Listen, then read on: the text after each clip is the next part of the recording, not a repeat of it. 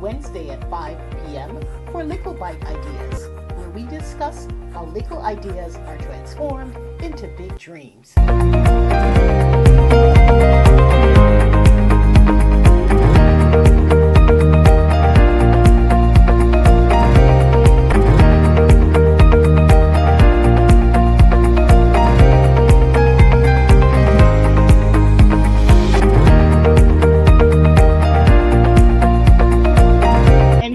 Toolkit, and you will access a lot of resources. A lot of the information that we presented here today, there are a lot of activity sheets, so we encourage you to download some of that information.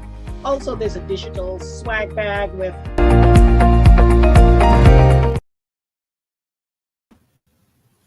Good afternoon, everyone. Good afternoon. It is we're counting down to Christmas. It is December 18th. And we're almost on the cusp of Christmas, and we're having a special show here today. Interestingly, my usual co-host is not around. Megan had some prior engagements, so I'm pleased to introduce you to our guest co-host, my brother, Dr.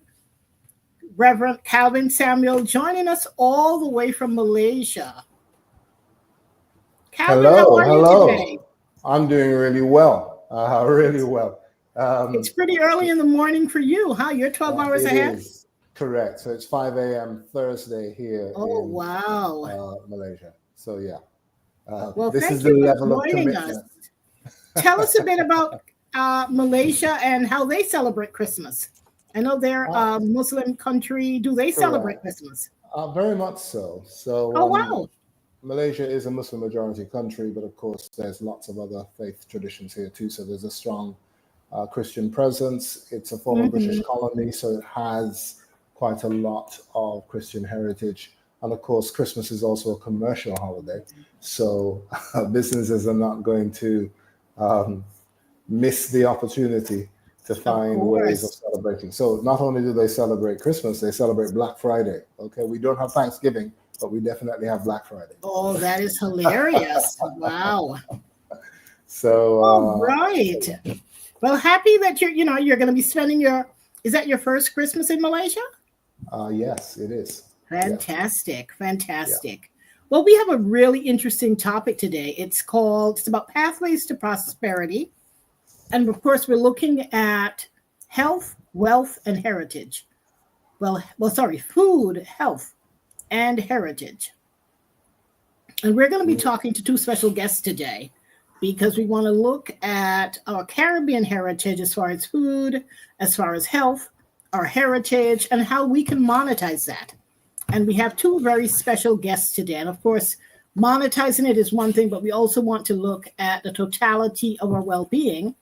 So we also want to look at it from a wealth perspective beyond finance to also look at our long-term health. So let me get our guests in today. We have Jerry Gramont. Hello. And Jerry is actually in Florida. He's at a food show. What a place to be. Look at his background. Jerry, how are you today? I'm very well, thank you. I'm very well. I'm actually at the Caribbean Museum in Plantation, Florida. Oh, the Caribbean Museum. We want to hear more about that. But let me get our other guest in today. And we have the lovely Tanya Ambrose in. And she's joining us. Where are you, Tanya? Are you in South Carolina? South Carolina, yes. But today feels like summer. So, I'm enjoying that. You don't have to show off on people like me, okay? What's your weather like? I didn't even ask. Oh, it's fantastic here. So it's always very warm. And yes, the issue is people in Malaysia love air conditioning. I mean, seriously love it. So they will crank that stuff up until it's too cold. There's a hotel in KL where they have a fireplace in the lobby to combat the AC. Correct. How wow. Is that? People will be people, I'll tell you. So people will be people. Yep. Yeah. So Jerry, tell us a bit about your business. We were talking earlier about we call it Mabi. Yeah. You call it Mabi? Yeah, so in different areas of the Caribbean, we pronounce it differently. So in Haiti, we call it Mabi. In the Dominican Republic, they call it Mavi. Mm. And South Caribbean, we call it Morbi, right? So really just depending on the regions of the Caribbean, we all consume it for sure. Mm. We just have a slight different variation on the name. Okay, fantastic. So tell us a bit about your business, and then we'll go over to Tanya to hear a bit about her organization. Sure. So Morbi, we launched Morbi back in 2020, right in the middle of the pandemic. We Oh, started off Wow. actually by, yeah, it was by sheer accident, I promise you. Um, so, I always tell this story. I'm a tech guy. I've spent the past over 20 years, in technology, building lots of advanced tech stuff. And while I was launching an AI platform that was back with HR, right? It was all about hiring and managing employees and in the tech space, mhm. powered by AI. And we developed that system back in 2015. We went live in 2016, 2017, and then um, we had to shut it down immediately, like after a year, because after Mark Zuckerberg went in front of Congress and spoke about one of their partners, which was also our partner, which was Cambridge Analytica. Um, We remember. yeah, yeah. We had to shut down our systems as well. And just because everybody was like, yeah, I think we're gonna have to move away. We That wasn't good publicity. So I took a trip with the family to Haiti. And during that trip, I remember telling the family, we're going backpacking. We're going to go see the waterfalls. We're going to have a good time. We're going to forget about all the craziness in the US. That was really for me. That was the mental health that I needed. Wow. But that's what we did. That's what we really did. We visited these beautiful waterfalls in the south of Haiti, and I tell you, at the time, things weren't good still. They were already kidnapping people, but I was determined. I was determined to really show our family what the rest of Haiti looks like, because I haven't had the opportunity to do that. And on that trip, on our way back, we ran out of water. Wow. And as we are walking, we ran into a Mobby woman selling Mobby beverage. And I'm like, yo, is this safe for us to drink? I don't want the kids to get sick. We're here for the next couple of days. I want to make sure we have a good time. She's like, don't worry, you'll be fine. This is boiled, all of these things. And I'm like, okay, all right, great. Let's drink it. The kids immediately were like, wow, this is so refreshing. Oh my God. And then the next thing happened was, it's a little bitter. Is this supposed to taste that way? Yep. Mhm. It's an But acquired taste. Yes. it is. It is. And that's when it hit me. And immediately I went back home. Now frantic. I'm like, Mom, you never told me about Mobby. And she's like, what do you mean? You heard about Mobby. You hear the ladies screaming of Mobby all day long. I'm like, yeah, but you never told me about it. And that's when I started researching. That's when Mm. I found out that the University of California, the University of Texas, all these places had done research studies on the Mobby bark, because they had heard all of these claims coming from the Caribbean on Oh, Mobby. no. So Really? yes, yes, Wow. this is So, what are like some of the this. medicinal properties? I'm glad you asked. They found that Mobby is a natural anticoagulant. It helps blood circulate in your body. Oh, They wow. found that it's great for diabetes. It's great for coronary diseases. It's wonderful for all types of things that has to do with blood circulation. And I'm Mhm. like, oh my God, this is exactly what we're looking for. So immediately we go into full mode. But of course, God has his own plans. The Mhm. pandemic happened, everything shut Wow. down. Mhm. Right. So very quickly we had to re-strategize, because we were in bottles and we were selling them to restaurants. but everywhere shut down. Oh, So wow. there's no restaurants to sell And where to. were you selling them to? Locally in your area or Yes, regionally? locally in our area. Regionally, I want to say, in Georgia. So we were traveling everywhere in Georgia, up and down.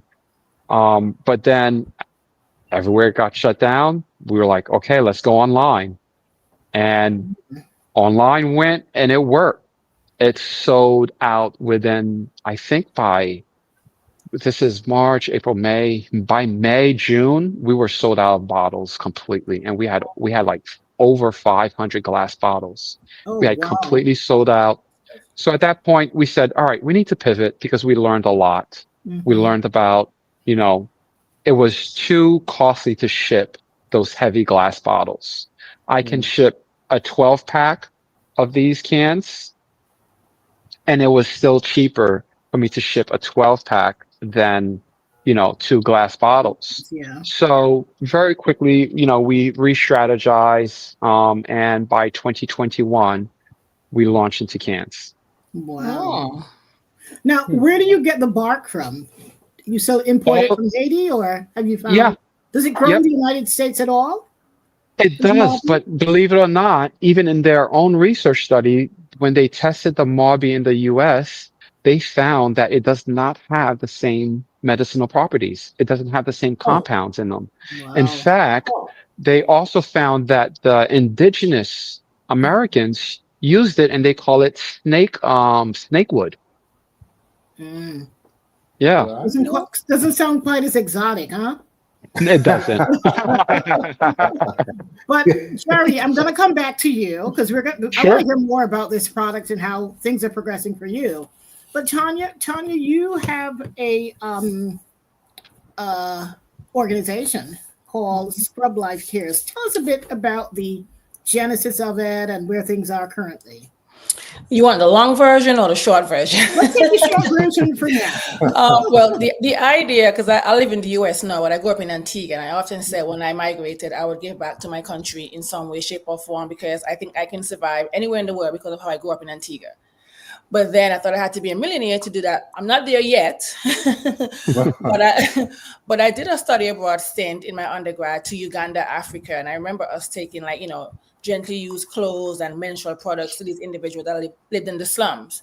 And then I saw a lady walking on the street side of the road, and she was just free bleeding because she didn't have access to these menstrual products. And I thought to myself, when I leave this country and go back to the US or even Antigua, to my place of privilege, what happens when we do that? Like how are they being supported? And I remember I say, you know what, I can start this in Antigua.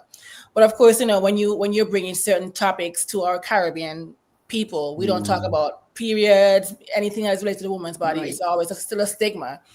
And I said, you know what, I'm gonna launch Scrub Life Kids because I was a nursing assistant, so all I wore was scrubs. So the name is basically a play on what I used to wear. My wardrobe was consisted of.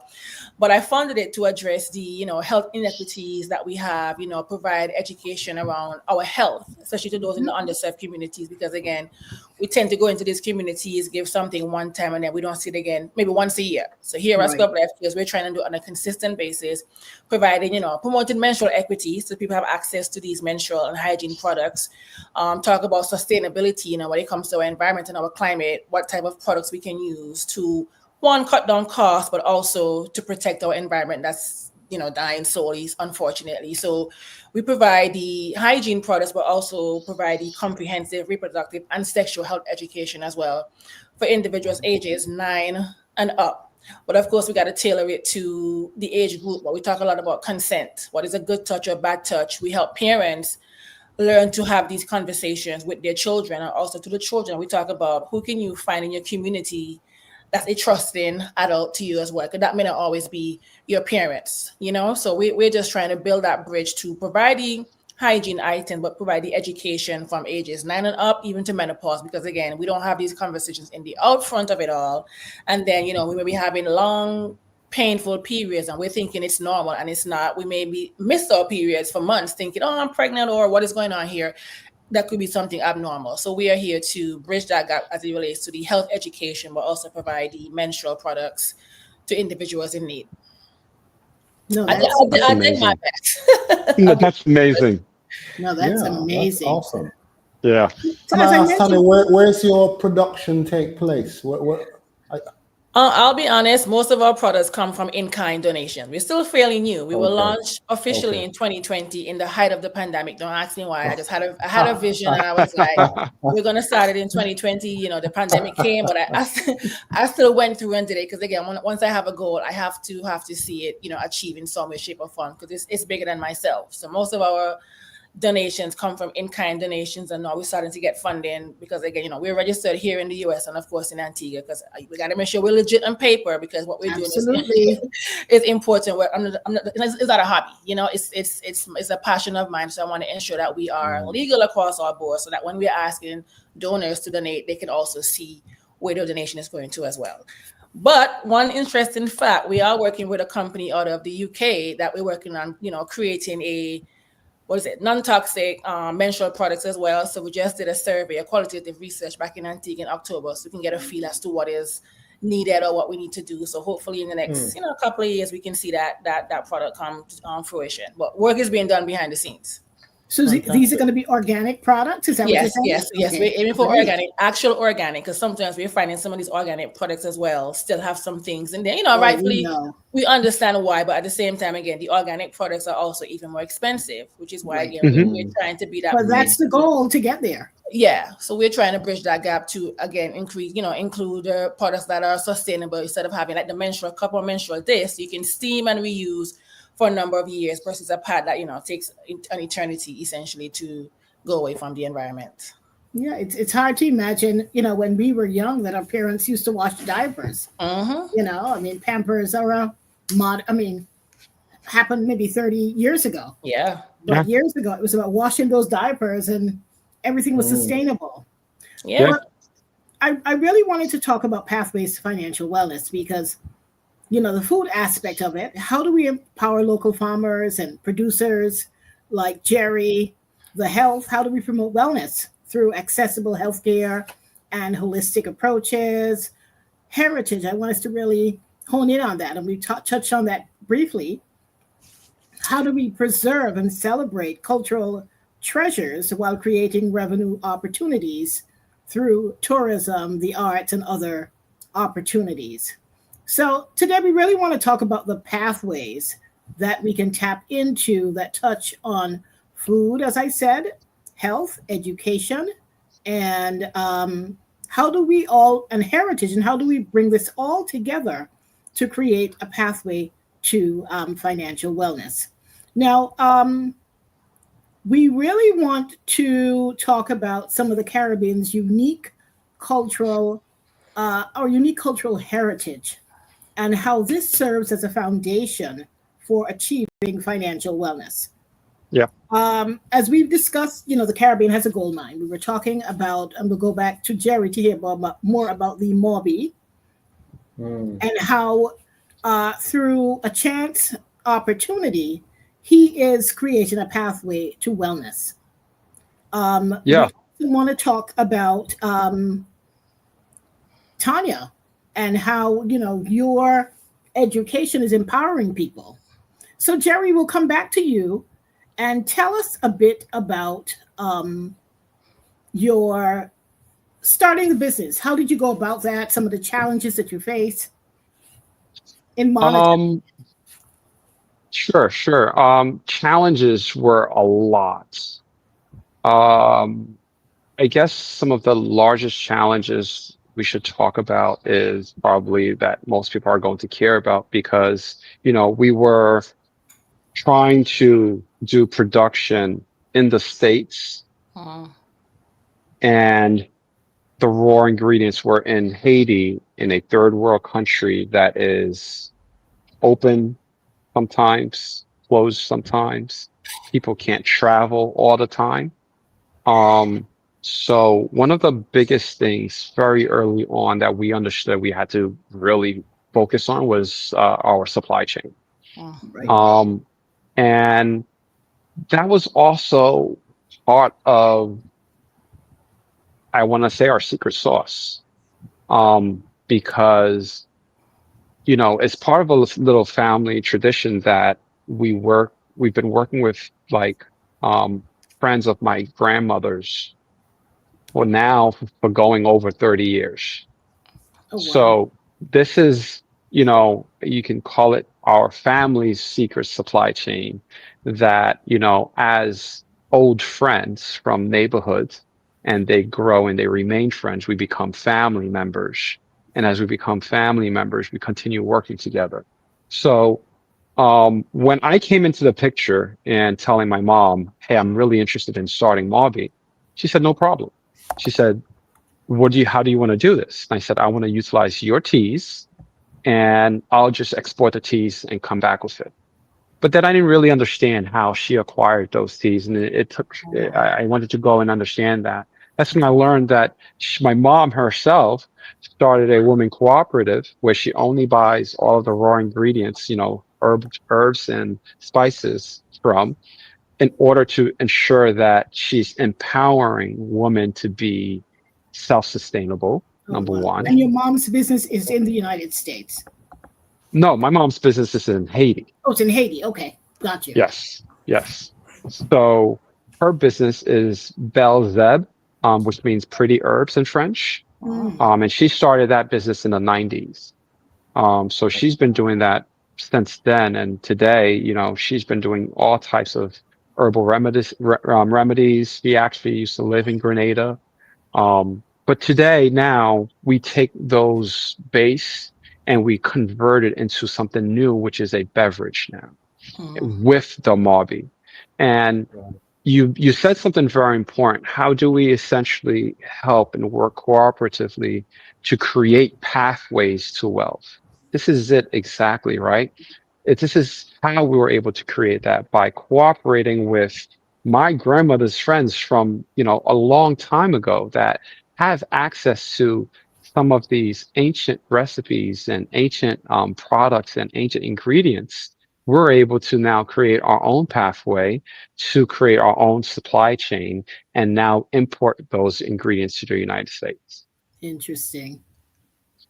Wow. I've got a follow-up question. Sure. Because you've already begun to answer it, which is really helpful. I was trying to work out about that shift from tech to beverage. I thought about that too. Clearly you've got a little bit of a background here, but I'm interested in hearing a little bit more about that, because you come back from Haiti, you do your research, you discover all these benefits, great, but you're still a tech guy. Yeah. I mean? How did you actually create and you talk about supply chains, but what you haven't talked about is how do you actually create a business that's doing something so radically different to everything that you trained for? Yeah. So here's the thing. The way that I wind up in tech also was, I don't know, I guess it was just by accident as well. Because I started off I love fashion. I was in merchandising. I love art. I went to school in Haiti, so everything art for me was my love. And when I came to the US, I went to an art school for fashion merchandising, which was about how do we basically place products in stores to convert people as they were walking into these stores into buyers. But that means you have to understand a little bit of psychology, a little bit of coloring, a little bit of music, lighting, mood, right? All of these things play into an effect of doing that. But really, that wasn't it. What happened was this genius family member of mine, he said, hey, come do what you're doing for my tech company. And I said, I know nothing about tech, but sure, I'll come help. I'm a people person. I can help, manage people. And he said, don't worry, I'll teach you. And all I did was translate that onto paper. And that's how I wind up getting into tech. But I built my own career around that. I wind up building multiple tech companies. And I never stopped really working alongside product development. So entire time that I was doing tech, I'll give you a perfect example. We had a 5-year contract with this marketing firm. And within that marketing firm, we saw for example, any person that was in the music industry and specifically rap and hip hop from 2002 to 2007, I wound up doing, whether it was their website, products that they were developing and all of these things. So I got the opportunity to understand product development and speaking with consumers about that. But then this gave me the ability to say, I can do something from home now, right? And that's really where all of this came about. Everything else was just, it became second nature. It's like starting all over again. Right. Tanya, I want to come back to you. I know your focus, when we talked earlier, you were talking about feminine hygiene products. But what about herbs and some of the wellness opportunities that we have associated with our culture? We love a lot of bush, bush tea, and using bush for all kinds of ailments. How have you been able to integrate that aspect of our culture and heritage into your organization? I think for me, growing up in Antigua, in the village of Sweets, the best village in Antigua, we grew up being being immersed in the rich traditions that we have. If I had a cut in my finger, my grandma would go to the backyard and take off some bush to boil some tea. But at that time, we didn't know that it essentially was a cure or it has any sort of natural healing remedies. And I remember a couple of years ago when the Sweets had a reunion, it was many years ago, and we had people from the village that had the different bush that we had, the lemongrass, the soursop, whatever it was, and the different healing properties that comes from it. And I'm like, I'm living in the US, and you buy your little tea bags, but we have the natural remedy home where I can go into our backyard and just go to the tree and pluck it and boil that water. So I think for us, and I'll be honest, this year we had an event, and Grandma Miri, as I call her, I'm still in you guys' mother. but Grandma Miri came to our expo, and like I said, people were just taking her. She had all her bushes on the table. She gave me a bunch of different products that I still use to this day. I still have some tea bags in my cupboard here. But again, just from her seeing what my grandmother did when I was growing up, and then the work that I'm doing now as it relates to public health or health, and then going back to my roots as to, these bush that we have at our own disposal that we either burning or not realizing what healing properties we have. We're now trying to integrate it into our program because, again, when you talk about the menstrual phase, there's different cycles. You have 4 different cycles. And I often say as a woman, we have like one good week out of a month, it doesn't matter. And I think if we're able to educate the individuals about these natural remedies, some of these things, I don't want to use the word cure because there's not necessarily any evidence-based research behind it. But again, we've seen what some of these products that these bush that we grow in our yard, what healing properties they may have once integrated with something else. So our goal for 2025 is to really and truly get behind the research to see exactly what healing properties they have. So when we're providing the education now, in addition to just talking about your reproductive health, these are some other natural remedies you can use to alleviate some of the issues that you're having. Because we're seeing a lot of women having PCOS, endometriosis, so many reproductive health issues, fertility issues, that sometimes if we were to incorporate some of these herbs that we have, we'll see a bigger difference. And just trying to get our healthcare providers to lead into that. Yes. Because they have this thing where, I'm the doctor, I went to med school, or I'm the nurse, and you're coming here talking about your different herbs. What does that mean? And it's like, no, we need to foster a collaborative teamwork type of environment. Nutraceuticals.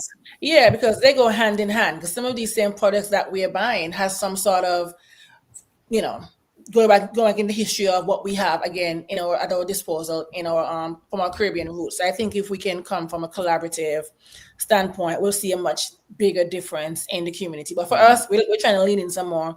So like I told, I gotta go back home to Grandma Marino because she got all. I promise you, she gave me some tea. She gave me so many things when I went home this year that I've even shared with coworkers now. So whenever I go home now, they're telling me I need to bring back some.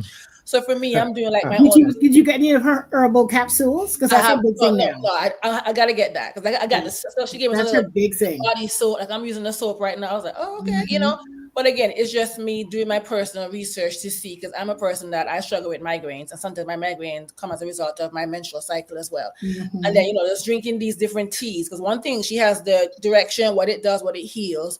And I'm realizing that I have to stinge now on the tea bag because, I'm running low and they're like kind of like, you can't have that. No, but they're kind of, but honestly speaking, they're kind of like a saving grace for me and my migraine, honestly, because I have to take pills every day to prevent a migraine. So when I'm drinking these different teas or on my period, whatever it is, I am seeing some healing properties. So I'm now doing my research so that when we come back in 2025, we can say, you know what, this has been tested. Let's try to incorporate what it looks like incorporating these different things. Even with the Marby, we talk about, oh, it's so bitter, so that we don't even want to try it anymore because of that, but the different healing properties that comes along with that. So I think if we can foster a collaborative mindset or teamwork in our culture or community, you know, they go hand in hand. Yeah. Thank you. Yeah. Jerry, quick I'm question for you. I'm really Are you taken by the. Go ahead. Go Jude. ahead, Calvin. No, I was going to say I'm quite taken. Number one, by I had no idea about Marby having healing properties or even any kind of health benefits. I just know it as a bitter drink. Yes. that I don't particularly like, but I will always remember a conversation I had with one of my colleagues in Britain who went to Trinidad and came back to me and said, "Dude, you never told me about Marby. Like, you guys have this thing." And I'm like, "Marby?" And she's like, "Yeah, this is amazing. How is it that you never told me about it?" And I'm thinking, well, all I think about is the bitter. I don't. It's this amazing drink. And it's a reminder that there are things we have that other people can appreciate, other people know about, and we might take it for granted. But I have to say, Tanya, I'm really impressed that you were prepared to bring back some of my mother's bush tea. Okay, she tried to listen. That woman tried to give me some bush. I said, "Listen, nobody's gonna be frisking me." Okay. But the thing is, you see, she has it in the tea bag, so it's already dried out, so there's no problem here. She even gave me cassava flour. She gave me a whole tour of her yard, and like I said, it just reminded me of my grandmother. Because you got the tour. Yes, I got the braver tour. woman than me. Some of the things I don't bring back. I got the product. Let me tell you guys a quick joke. So early on, remember, we're not doing that much product, so we don't need a lot of herbs, right? But I needed about maybe a suitcase full. Oh, so Lord. Imagine. Oh, Lord. Imagine I'm coming from Haiti with a carry-on suitcase full of herbs, and it's well packaged. It's tight and it's green. And I'm at the airport. I'm like this. Sweating. And then this dog comes by my suitcase and sniffing and it's looking at me. And then I look back at it and the cop goes, "What's in there?" I'm like, "Oh, it's tea. You want to see?" And he goes, sure, let me see. I pull it out. Just the smell alone. He was like, "Oh, okay, I smell it. You good." Wow. But Jerry, that was the scariest moment. I have a question for you. Sure. Who are your competitors? What does Marby compete against? What types of products would be your competitive set or drinks? Maybe? Yeah, that's a great question. I think I'm sorry. Our main competitors really.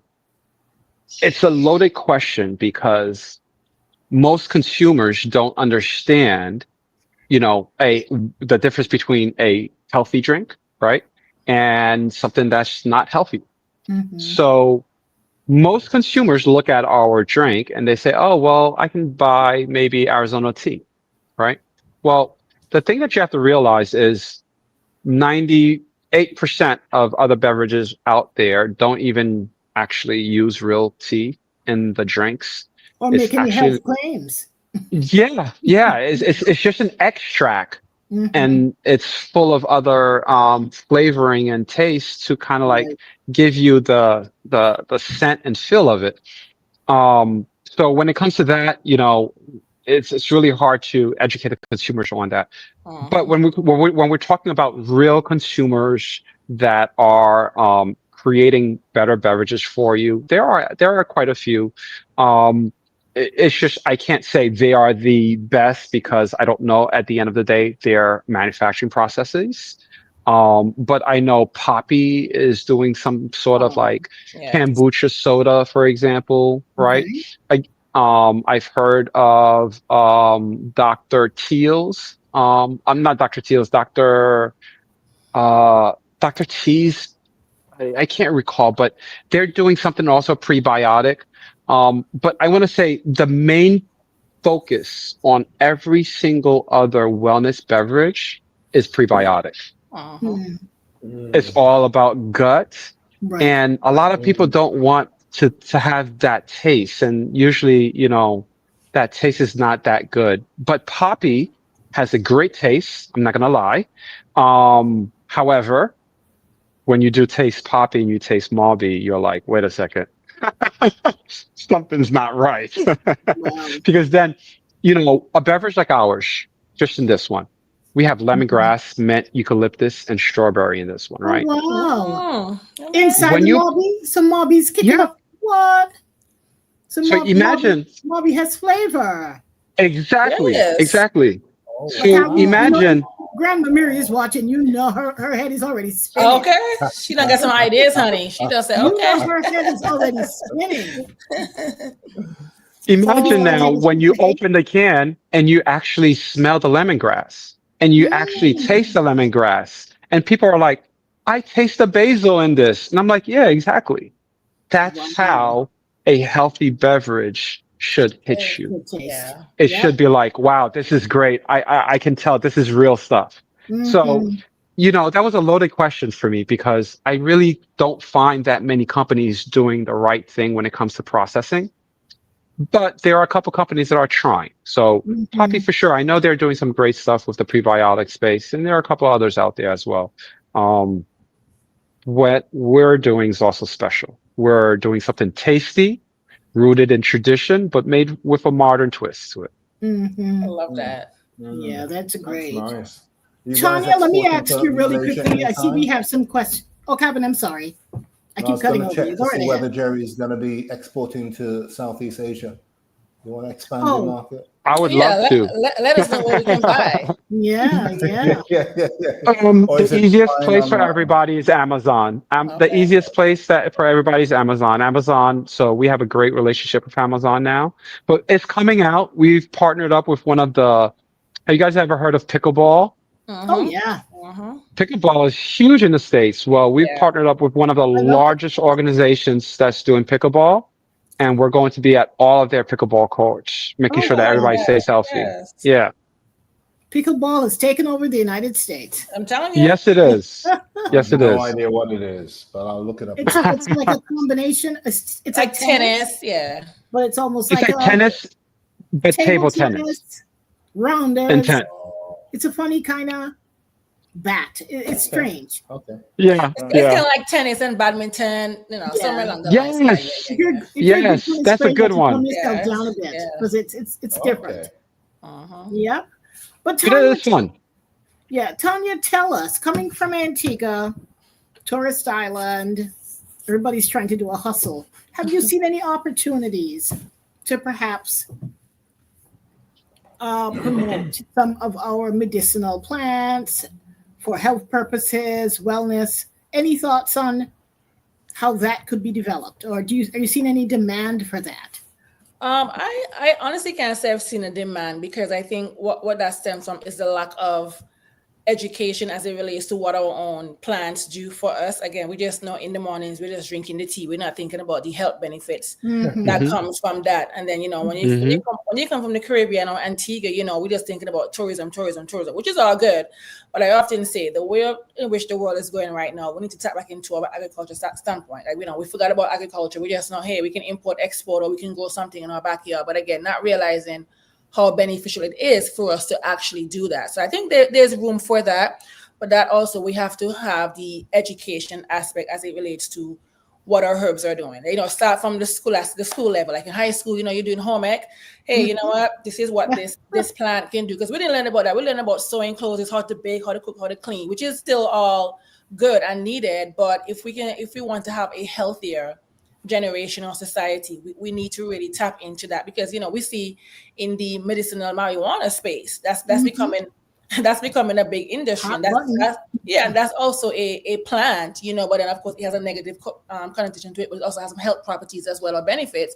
So if we can tap into that to our other herbs that we again organic. When you talk about organic, it doesn't get more organic than what we have in our yard, on our farms, or these different things. So I think having breaking that stigma as it relates to, I say breaking the stigma, but also having that education about what we have in our own country. Because again, we tend to, let's go to China, let's go to this country to import the very thing that we can easily make in Antigua. But, I think about I'm not that old, but I think about the sugar factory time in our time where it became so more expensive to even make that we had to do away with that in Antigua as well. So when you drive around the country, you see all this sugar mills. It's like, we had a perfect opportunity, but we didn't really know probably how important it was going to be for our country, So when you think about that, if we can just go back to basics and just bring more awareness, again, have our healthcare providers, our ministers of health, bring, advocate for these different things. Like, let's have the conversation as it relates to how can we increase the health of our society? In Antigua, in the Caribbean, we are known to be a little bit more healthy than people here in the US, so speaking the truth.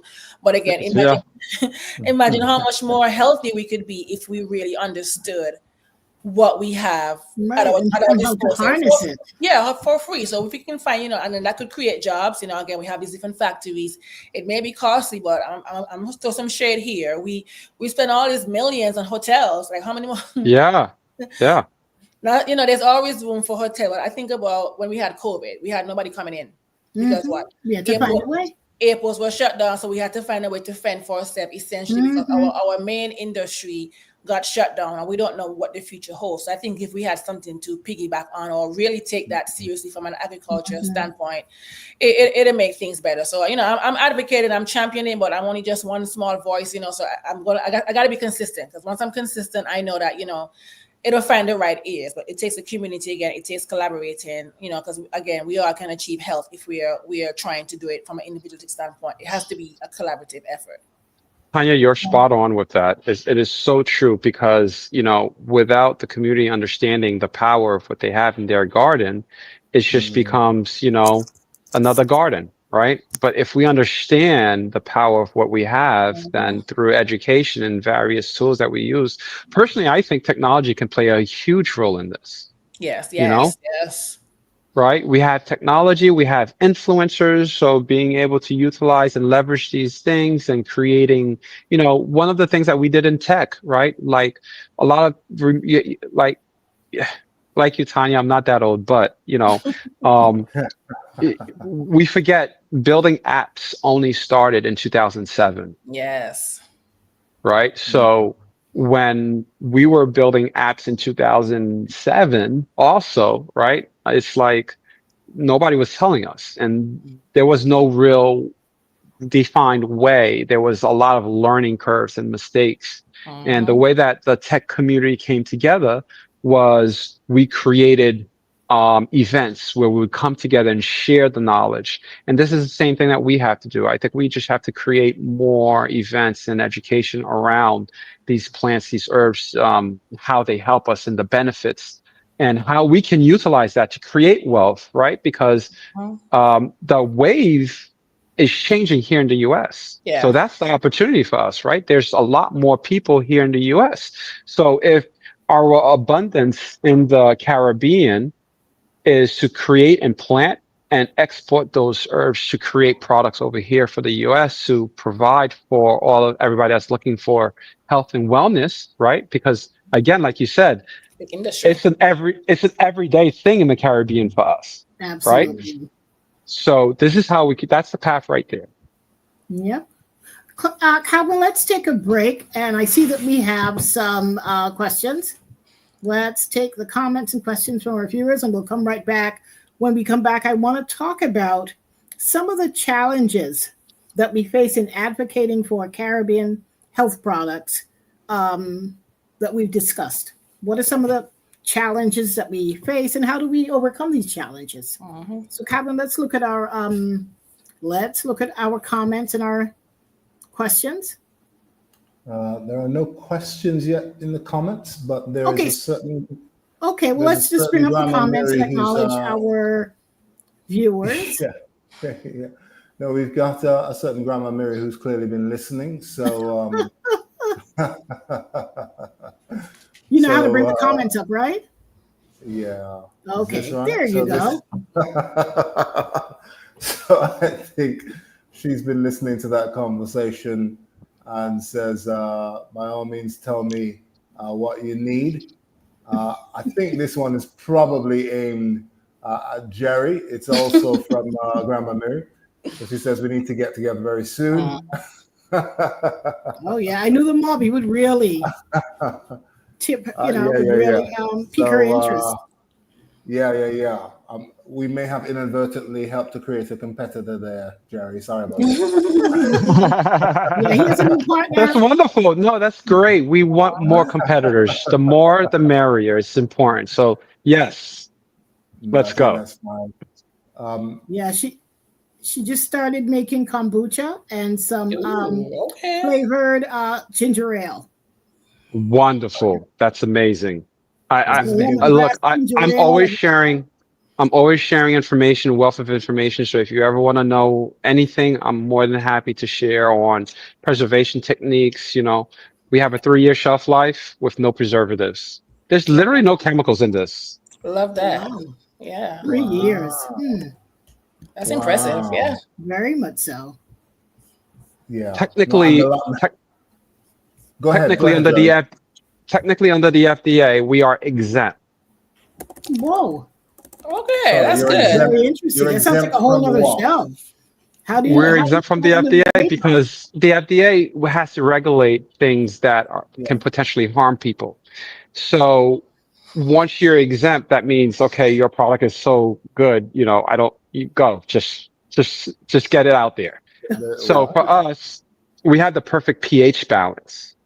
So, and at acidity levels, and that allows us to kind of like ensure that the product remains safe for consumption, and that it doesn't develop any microbes basically over time.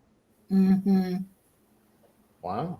While we're on that, Jerry, that's interesting. A question I have is, breaking into international markets is tough. What advice would you give to Caribbean agro-processors, entrepreneurs looking to export their products? It is very tough. Find like-minded entrepreneurs internationally that you can partner with. Start small. See what you can provide to them to ensure that you can get a leg into the market to start building your capital, because it is a very capital. Partnership, because it's a very capital. It requires a lot of capital. So start small, partner with somebody, see what they can do, and you provide that access. And then once you're in now, that's going to open up your market at that point. Tanya, question. That's really good advice. Tanya, I'm just interested. You're collaborating with people like Grandma Miri, and you plan to do more so in the future. How can you ensure that these producers meet the high health standards required for your clients? What I always say is, as a public health professional, I have to come from a research, evidence-based aspect. I cannot get away from it if I try. So even though I may support something, I have to ensure that it's vetted in a way that, again, like Jerry mentioned about with the FDA. Again, what are is it harmful, or what are the benefits as well? But for me, again, it's also getting into their work. I'm not going to sit here and say I know everything about herbs and everything, because I just know, like, if you feel sick, you drink some tea. If you got a mic, so I'm just coming from that basic background. And I think for me as a founder, I don't often think, because I have a know-it-all complex, not in a bad way, but what, I've done so many research, and I know what I want. This is what it should be. But again, just allowing myself to be humble enough to learn from individuals who have these different access. Just like Jerry mentioned, I was talking to someone a few weeks ago about wanting to do an app as it relates to a nonprofit, so we can have we can be more accessible. And she said the same thing like Jerry said, try to start small. You're still a small nonprofit.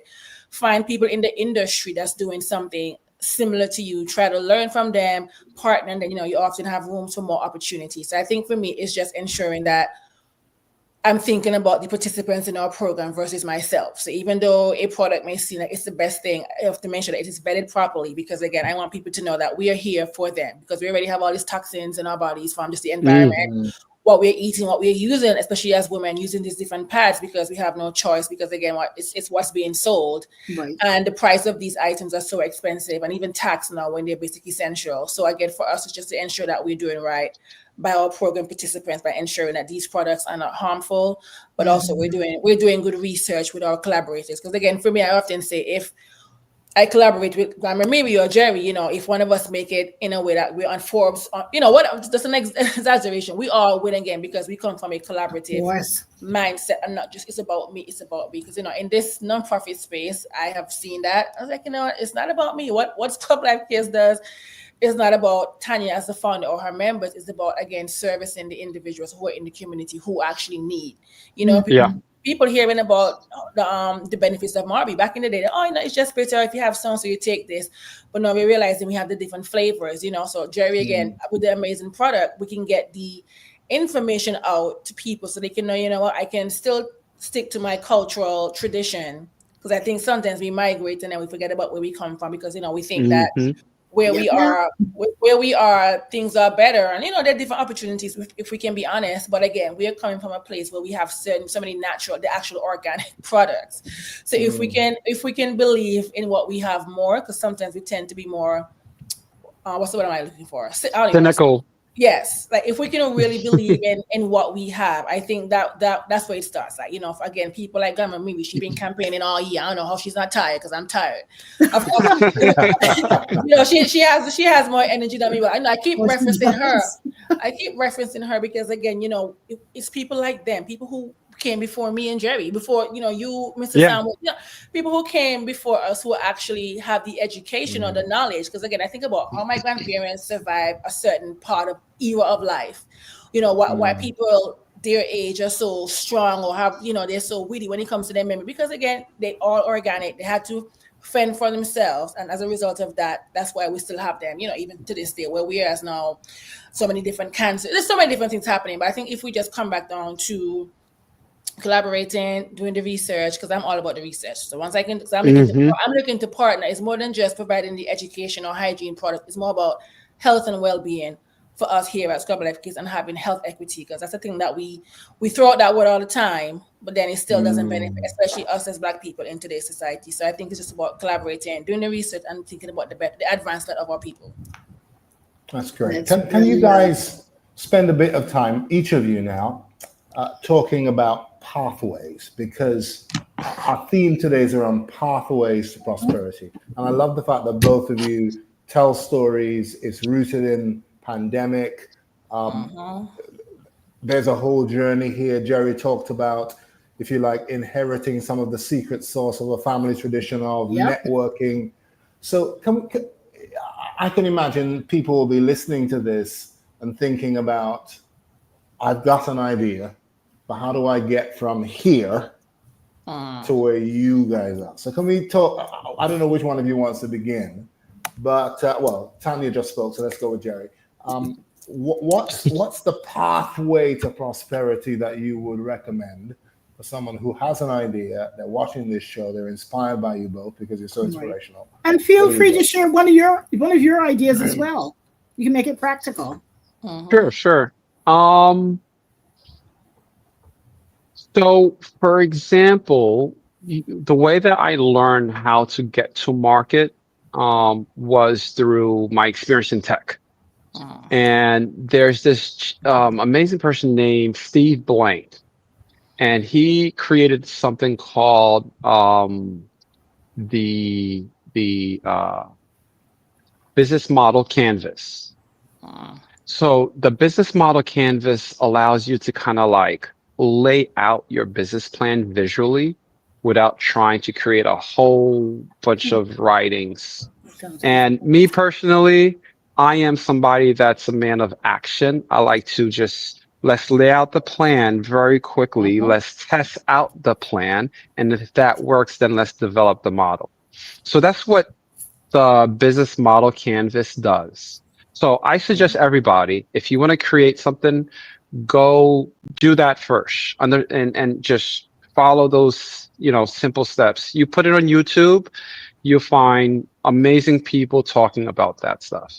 Better than me. Okay. Way better than me. But that's what I utilize to help me get where I am today. And each time it's an upgrade. It's like, okay, who am I going to partner next in this current stage? So it's a consistent revision that you do at every single cycle or milestone. But that's the easiest. The next thing that you can do is, I love asking for help. There's Yes. nothing wrong for asking for help. So you guys want to message me on LinkedIn or on Instagram? Trust me, I love helping. I love sharing, and other people that's been in my space also, they love doing it. So don't be afraid to ask for help. That's what I did. you And, know? yeah, and I'll piggyback on Jerry as well with not being afraid to ask for help, because I don't know why. I don't know if it's a Caribbean pride, but again, for me, I think lean into your skill, because I have a networking skill. I don't know. I talk a lot, as you guys can tell, but I have goals and I have plans, and I can't get it if I'm in isolation or by myself. So I have to connect with people on LinkedIn who are doing similar things, or do my research. Again, I can't help it. I gotta do I will sit down for hours at a time on the computer typing in 15 million questions, based on what ideas in my head. For me, I want to be able to build a state-of-the-art community center in Antigua as Scrub Life continues to grow again, so we can tackle different areas when it comes to women and men reproductive health in general, because we talk about women all the time and then the men get left out. And I often say, even though primarily our audience is women and girls, we also educate and provide for the boys and men as well. Because again, we try starting for men, health, equity, and equality, we can't necessarily remove on men either. And I think sometimes in that conversation is always about the woman, which is fine. We understand the history of time, but again, we can't strive for equality and still we're trying to remove one sex or whatever the case may be. But I think for me, it's ask for help, lean into your skills, maximize it, find a mentor. Don't just say, hey, I want you to be my mentor. You have to do the research, see what they're doing. Is it in alignment with what you want to do? Because I often say no pathway to success is built in isolation. Like it comes from, again, we have to collaborate across the different community members, come right down to the ground level of people in the actual community that you're trying to serve, so we can get an understanding of their mindset. So then that way I may know, okay, we need to come from this angle a different way. Same thing with Jerry. You have a great product, but you got to come down to the level of some people. How can I push this drink? Push this so that is very, very helpful. So I think just asking for help. Because one thing about me, I wasn't about asking. You're not gonna say I'm asking for help. I was like, girl, you can't do this alone. So one thing I'm gonna do is ask for help, and I'm going to network. When they have whatever opportunity it is, do not be afraid to ask questions. Even if you don't have a plan until 2030, at least you can say, what? 5 years ago, 6 years ago, I met Jerry or Tanya, whoever at this conference or at the grocery store. We had a really good conversation, and that's what it is. I remember a professor of mine when I was in my undergrad. I told him, you know what, I need a 5-year plan for my life. And we sat down, and he kept asking me different questions. And whenever we looked at the answer, it kept coming back to being of service to other people.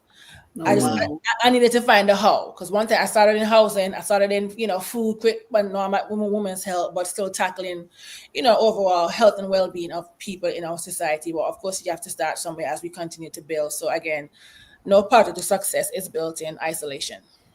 Yeah, those are great answers. Calvin, I want us to tackle. I think we had some more comments. We'll go to those. But when we come back, before we conclude, I want to talk about the untapped opportunities that you guys see for Caribbean producers to really help to grow this market and strengthen this market.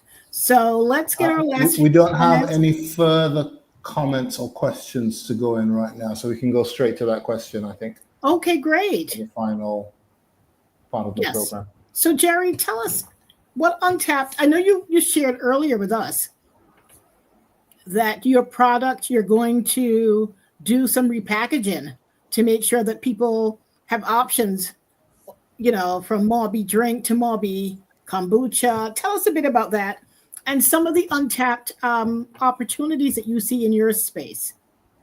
Sure. So for example, as I stated, Mauby was always a fermented drink. That's how we used to drink it back in the day. But in order to essentially ensure that we can tap into a wider market, right, we need to ensure that we're developing this for a wide audience as well. Yes. So during our processing, we ensured we didn't allow the Mauby to ferment, right? Which means that it still is in in its fermented state, and you can accelerate that process. And it's through basically just a simple oxygen and light. So just snapping the can open, giving the microbes oxygen and some sunlight, then placing it away. That basically restarts the fermentation process. For how long? How long do you do that for? I actually tell people 24 hours. I've tried it for 24 hours, and it was great. I've had actually a bottle for one of my very first productions of Mauby back in 2020 that I tried recently. It was still fine. I was shocked. Wow. No, like it was fantastic. Wow. So new opportunities, untapped opportunities that we see. You mentioned one actually. I haven't spoken to people about it, but you mentioned it earlier, Mauby wine. Mauby is made very similar to. Oh, can you hear my background noise now? Just want to make sure. You're good. You're No, good. you're fine. Okay. You're good. Perfect. So you can ferment the Mauby. You can also turn it into wine, right? You can do a lot of stuff with it. Something else that we actually developed was health shots. So we know how great many of the health shots are, but we've applied Mauby to our health shots now, because taking a healthy shot dosage to increase your blood circulation in the morning, there's no better way to start your day. Right? So there are quite a few different things that we've been working on to create more innovation. And we're really excited for what's to come. Wow, very interesting. How about you, Tanya? What's on the horizon? What's untapped? Well, again, the health and wellness space is growing. That's not going to change. And I think for us as a Caribbean culture, we need to tap into all the natural resources that we have around us. It seems like it's forgotten. Think about the many things that we can create, the many opportunities that we can have or produce if we were to understand how the things around us work. You know what I'm saying? Think about eco and tourism. We talk about agriculture. We can turn things into sustainable businesses by we can have the jams. When people travel, they want to bring back something from whatever country. We can encourage our farmers to be more organic or use certain products as well. And then think about if you want to combine health and wellness and agriculture and tourism, since that's our main industry. Think about having more farm to table tours. Like we keep building the hotels and everything. We need more attraction, so that way when they actually come to our country, they can also spend more money as well. Think about how to market our bush teas, the different things we can make soap, we can make jams, we can make teas, we can make certain things from a medicinal standpoint. So if we realize about the power that these things have, when we think about our mental health. That's a big thing in our society these days. So, we're all struggling. You can think about the natural remedies, that business, it's blooming globally. And sometimes some of these companies are using products that aren't necessarily the best either. So if we can find a way to build these sustainable factories or these different things, just leverage our natural resources, I think that would be a good shift as well to bring more income into our countries. Yeah, and there's one more thing I wanted to add to what Tanya is saying. I think you're spot on with that, Tanya. Especially when we talk about the global health and wellness industry is a $1.8 trillion industry. So let's, imagine we're now re-looking and reevaluating our wellness tourism because, there are places in countries like Mexico that are applying wellness tourism, that are doing these things, right? You hear people traveling to places like Peru and Mexico for ayahuasca tea, right? And retreats and all of these things. We can create the exact same model in our Caribbean because we have all of those things and more. So our Caribbean can become a destination for tourism, for healing. And, we have the tools. Now we just need to start educating and partnering to make that a reality. I agree. I really do. Fantastic. Folks, we'd love for you to share your contact information. Calvin, and I want to give you a chance if you have any final thoughts to share as well. Just to say, we've had a comment in from Nneka, Yes, Nneka. who pretty much has been affirming what you were just saying.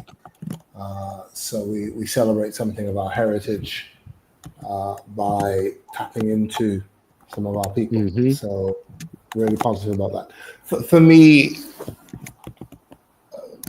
my experience here in Malaysia of being in a country that has, in some ways, a radically different culture to the one that I've known, but also one that's familiar because it shares a British colonial history. So there's a part of Malaysia called Georgetown that looks almost exactly like Nelson's Dockyard in Antigua, which is crazy. Wow. Yeah. It's completely in the opposite side of the world, but you've got these interesting connections. And it really just reminds us that this idea of a global industry is not a new thing. You know, that's part of the reason that there were these colonies around the world, part of the reason these were. That's a great point. Yeah, part of the Dutch East Indies was Indonesia, which is right next door, massive country, Right. 100 million people. So it's great to remember that those of us who think that we're small, we have been part of a global industry for centuries. And That's so this idea that the Caribbean has something to offer to the rest of the world is simply rediscovering part of our heritage that other people did for us. And we need to find ways of doing it for ourselves. So That's right. I completely agree with that. Yeah, I agree. So, folks, I just want to give you a chance to share your contact information for our guests.